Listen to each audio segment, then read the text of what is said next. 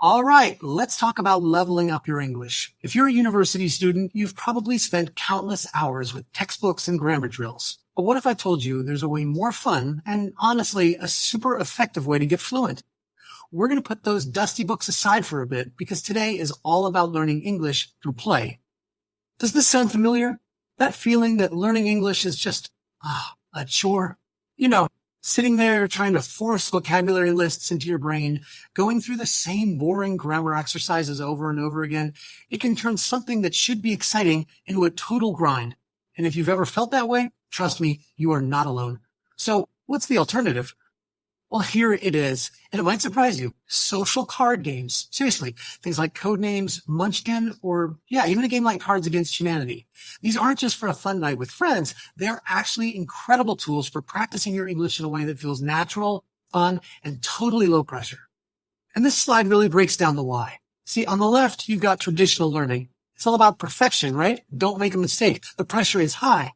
But when you're playing a game, the entire goal shifts. Suddenly, it's not about perfect grammar. It's about getting your idea across so your team can win, or making a joke that lands, or trying to talk your way out of a bad situation. The focus is on communication, and all that pressure just melts away. So how does a simple card game actually do all this? Let's dive into the specifics of how playing games can seriously boost everything from the words you know to how fluently you can speak. The magic really starts with a concept called contextual learning. Now, this is basically the polar opposite of using flashcards. Instead of memorizing a word all by itself, you learn it as part of a real moment, a real experience. You're learning by doing, and that helps your brain forge these super strong connections to new words. It's why things actually stick.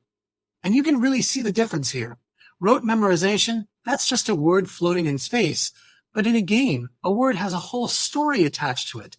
You're going to remember the word loot because you used it to snag some awesome treasure in Munchkin.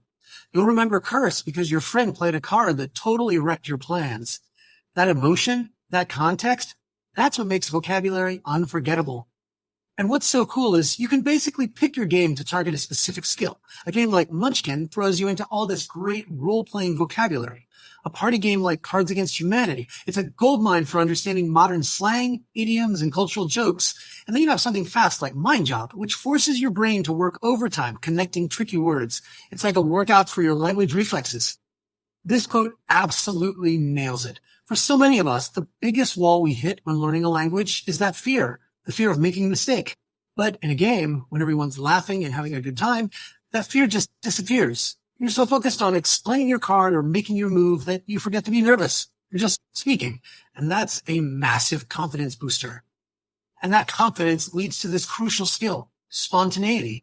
Think about it. The dialogues in your textbook are all scripted. They're predictable. Real life isn't like that. Card games force you to think on your feet. You have to react to what other people say, ask questions, and come up with responses in the moment. That is the exact kind of practice you need for real-world conversations. Okay, so you're probably thinking, this sounds amazing, but how do I actually turn my game night into a language learning session?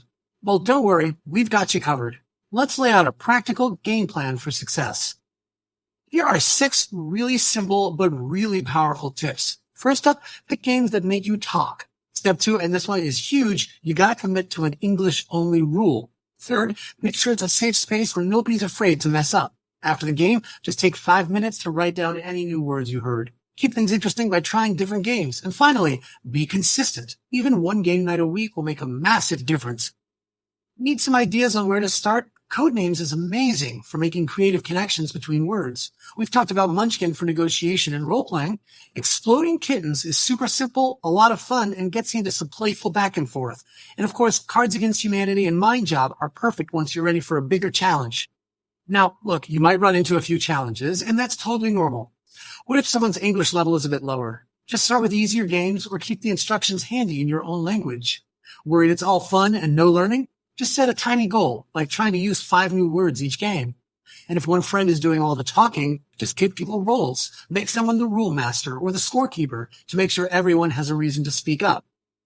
So as we start to wrap this up, let's zoom out and look at the big picture. What's the real win here? It's this right here. This is the whole point. Learning something effectively doesn't mean it has to be boring or feel like work. When you turn language practice into something you genuinely enjoy doing, you're not just more likely to do it. The learning itself goes so much deeper. You're turning a chore into something you actually look forward to. So I'll just leave you with this thought. The next time you're trying to figure out how to practice your English, maybe don't automatically reach for the flashcards. Maybe instead you grab some friends and a deck of cards. Because with every single round you play and every time you laugh, you're getting one step closer to fluency. And really, isn't that the ultimate win-win?